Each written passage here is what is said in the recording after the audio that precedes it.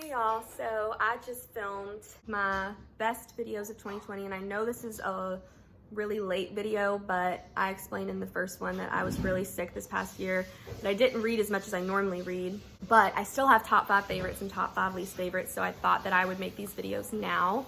I haven't made a bookish video in a while and I'm not reading very much right now. I'm trying to get out of the slump. I think I'm just gonna make a reading vlog this week where I read whatever the hell I want.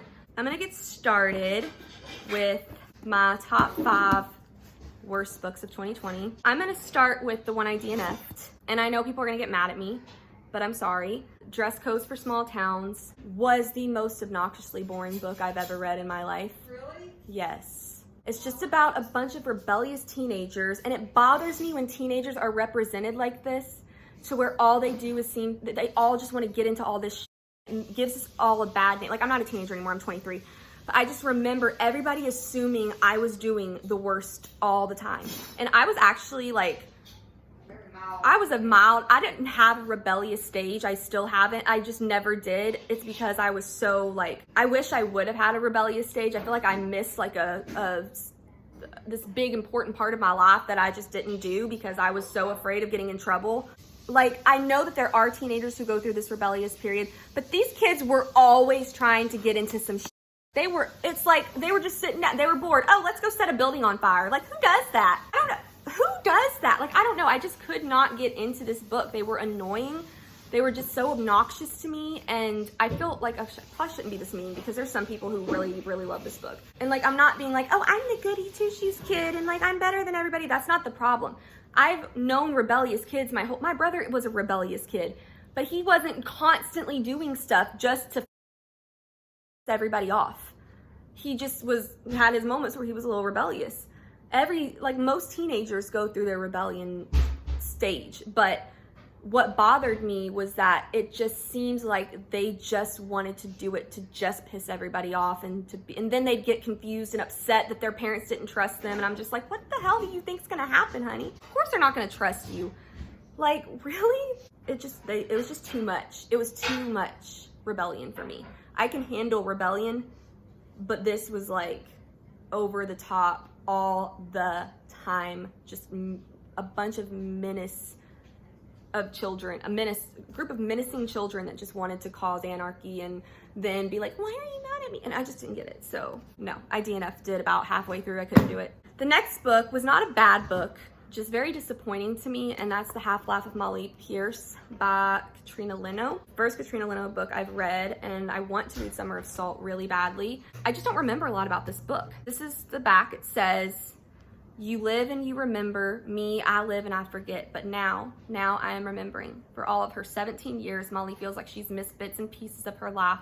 Now she's figuring out why. Now she's remembering her own secrets. Bit by bit, Molly is uncovering the separate life she seems to have led and then the love she can't let go. This book just disappointed me. So short, but it seemed long because I just wasn't very into it.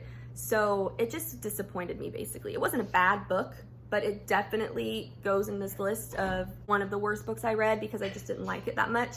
It wasn't terrible. I think I gave it like a 3, maybe a 2 and a 0.75. I don't know. It wasn't terrifyingly bad. There's some people who would really like this book, but it just wasn't for me. But it was also Katrina Leno's, I think it was her first book or one of her first books. So then let's talk about the next worst book. I'm leaving the top 2 for the major ranting. But this one is Then She Was Gone by Lisa Jewell. This was garbage, dumpster fire trash. I've never read a thriller that was so predictable. And the author, I don't think she was trying to make it predictable. I think she really thought she was tricking her audience, which was embarrassing. I read other books by her, and she's actually a really good writer, but I think this was one of her first ones.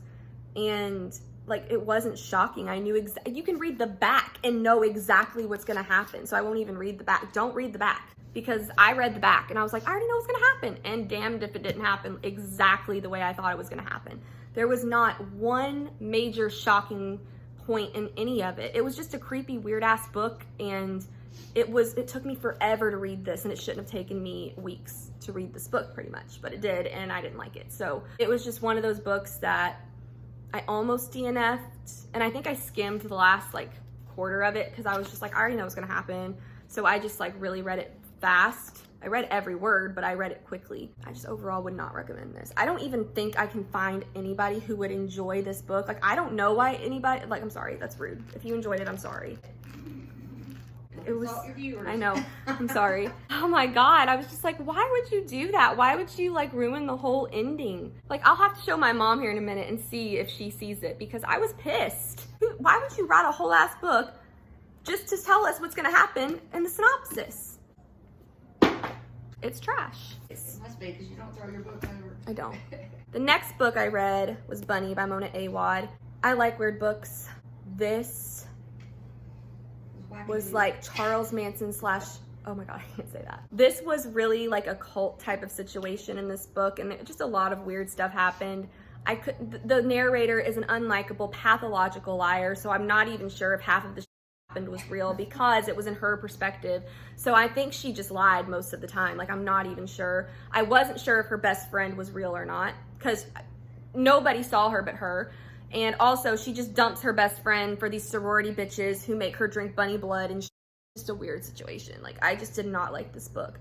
And I love weird like, Behind Her Eyes by Sarah Pinborough is a weird book, and I loved it.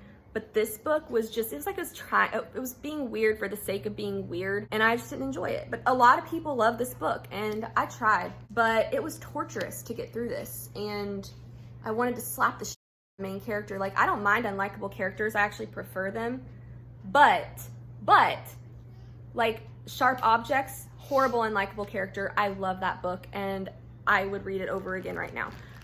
But there was something about this girl, it's just like no redeemable qualities. Like, even the Joker has some redeemable qualities where you can like empathize with him. This bitch, it's like, cry me a river, sweetie. Go be with your rich sorority girlfriends. I don't care. Like, I just could not, I just didn't like her. I thought she was weird. Like, who the drinks, like, she just kept drinking these bitches Kool-Aid. Like, it was just really, and they all call each other Bunny. I didn't know who was talking to who, because they would just say Bunny, Bunny, Bunny, and I'm just like, okay, I guess it doesn't matter who's who, because they're all basically the same person. The last book, which is the worst book I have read by far, probably ever, that is The Wives by Taryn Fisher. I could do a whole review on this, and I'm actually going to dive deeper into why I hate this book so much in another video that I'm making right now, but I'm gonna get into it now. So this is about polyamorous relationships. I'm not educated in polyamorous relationships. I am monogamous personally. I don't want to be in a polyamorous relationship. However, I do think that if it's consensual and everybody involved is okay with everything, nothing's dangerous, nothing's bad's happening, then it's their right, it's their business. It's none of my business who you sleep with in the middle of the night or at night. So that's not my problem. It's not my business. So I don't care about that. To me, this book though gives them a horrible name. First of all, this girl, you're following a girl named, we don't know her name, but this man, his name is Seth. He has 3 wives. She's the second wife. The first wife is some girl that I can't remember her name. Then she's the main character, the narrator is the second wife. And then the third wife is the wife she didn't even know about. And she's mad because they're supposed to include each other in all of that, you know, that you're supposed to not, it's cheating if you're not telling them, I guess, what, you know what I mean? It's cheating if you're not telling them that you're sleeping with other people, because you need to be informed on all of the sexual partners in the relationship.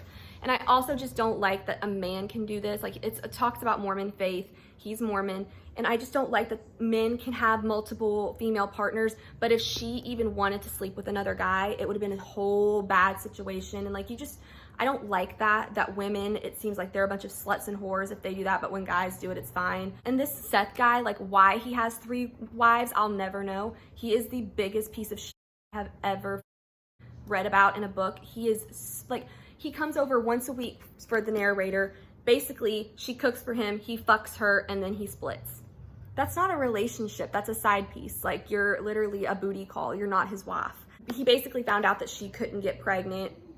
And when he finds out his wives don't want to have a baby or can't have a baby, he'll go find another wife to give him babies. The narrator is unreliable, she's drunk, she's crazy apparently, she's like got psychiatric issues, and you just don't know like what's real, what's not real.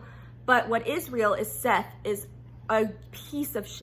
I hated him so badly, too badly that I couldn't enjoy the book, and she was so stupid. She was so stupid that I couldn't even enjoy the book because I just couldn't, I would backhand that motherfucker and cut off his dick any day of the week if the guy treated me like that. he's not respecting them. That's why I think it gives polyamorous relationships a bad name, because it makes it dirty and secretive and lying and jealousy and deception and all this horrible stuff. So this is not a book you want to read if you're trying to learn about polyamorous relationships, because it's honest. I don't think it's realistic. Maybe in Mormon faith, I don't know, because in Mormon faith, I have heard that it's just the men who do this, the women aren't allowed, and I think there's not any man in this world that could treat me the way Seth treats these women in this book, especially the second wife.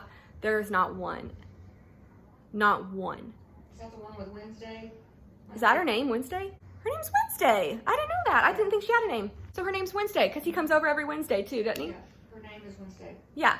So the twist was mediocre at best.